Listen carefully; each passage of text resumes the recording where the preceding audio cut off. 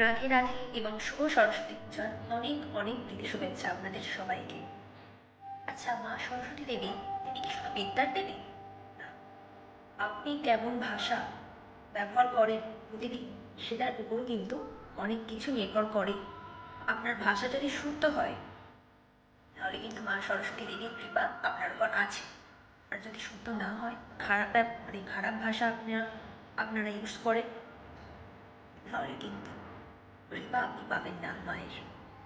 তো আজকের দিনে একটাই প্রার্থনা করা উচিত মায়ের কাছে, যে দেবী যেন আমাদেরকে অনেক অনেক বিদ্যা, জ্ঞান এবং ভালোবাসা প্রদান করে।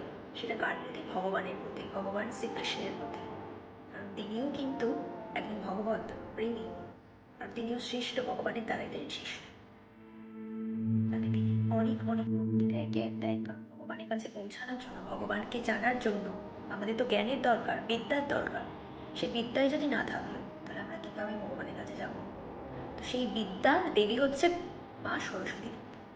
তিনি সেই বিদ্যা আমাদেরকে দেন যাতে ভগবানের কাছে, ভগবত ধামে আমরা পৌঁছে যেতে পারি। রাধে রাধে।